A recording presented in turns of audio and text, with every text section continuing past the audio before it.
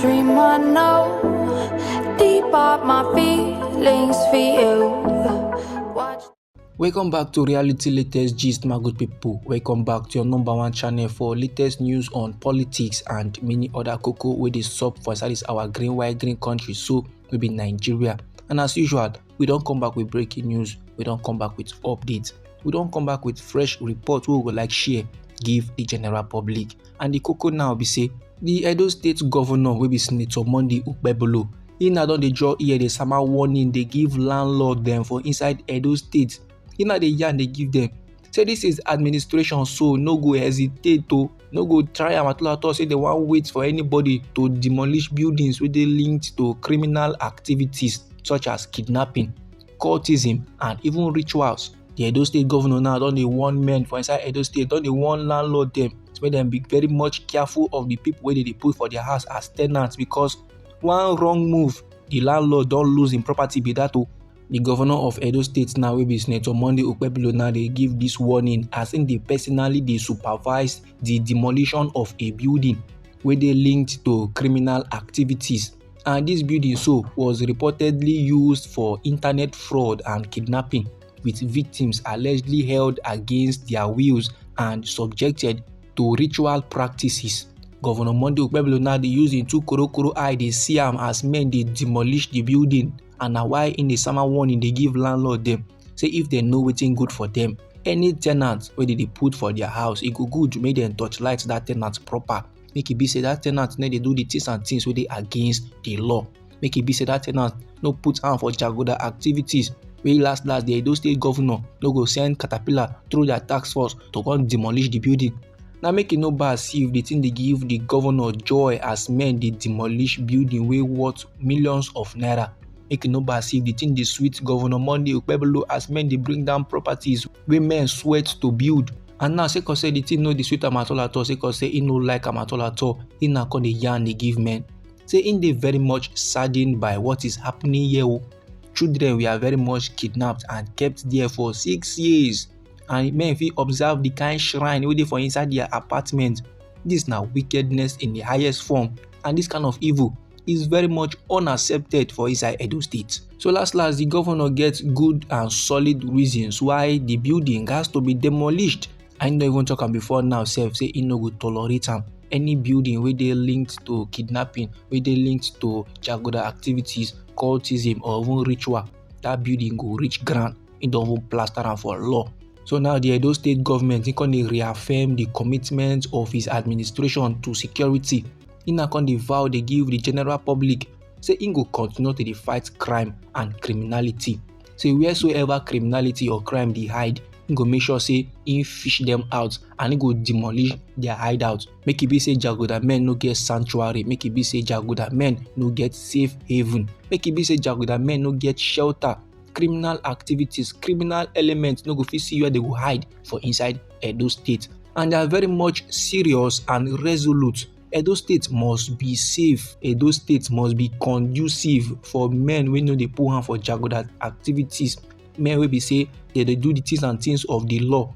Now those jagoda men now no fit come carry their reggae come dey disturb men blues for inside Edo State. Then about the land for where men now dey destroy properties, the Edo State governor Senator Monday Okpebholo come dey drop announcement say he get plans sef to repossess the sites of the demolished properties for public use. According to how they talk, they come outside from a mouth. He say they are going to build a police station for that place where men they demolish men building. Say any land where such buildings are taken down will be used to serve the community. So if you be say you get property and now your property so jagoda men they use until they do jagoda activity, and the Edo State governor can't destroy them, be rest assured say don't be only the property self where you lose, now both the land, because it don't become the Edo State property.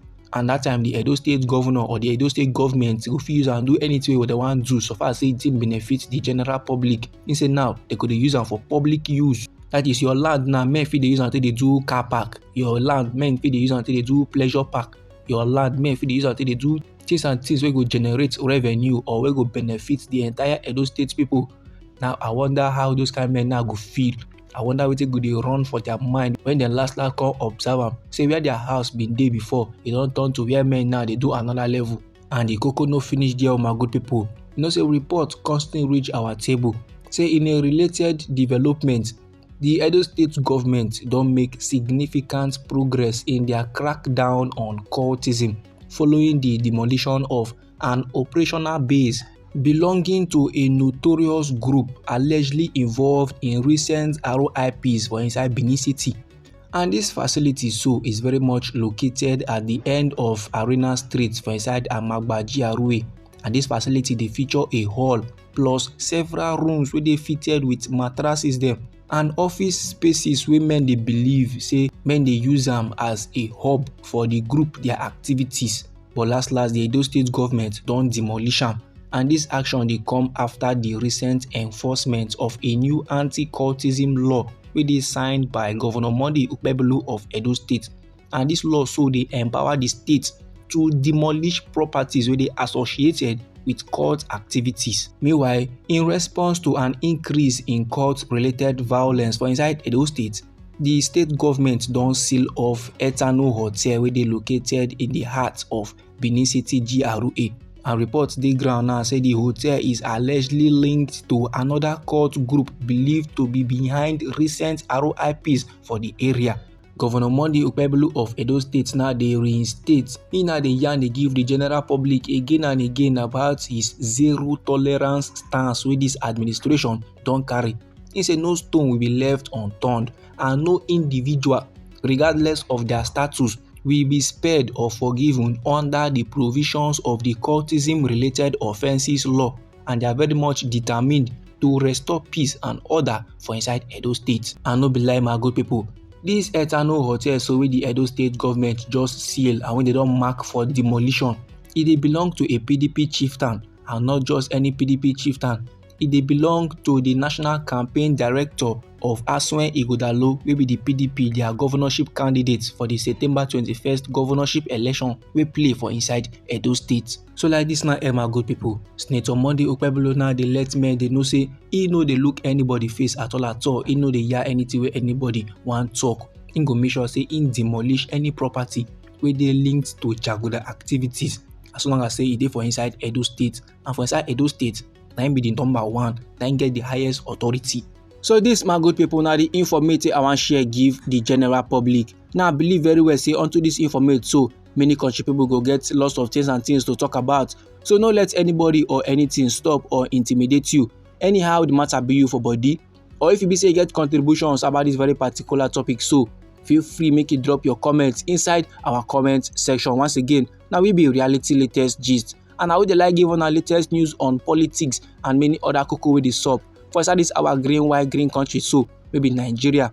And now if you be say you gbadu this update and you go like to dey receive more, then sharply make you subscribe to reality latest gist, and don't forget to put on the notification bell so that as we dey bring more news dey come your side, now you go first receive the update and you go even get am sharp.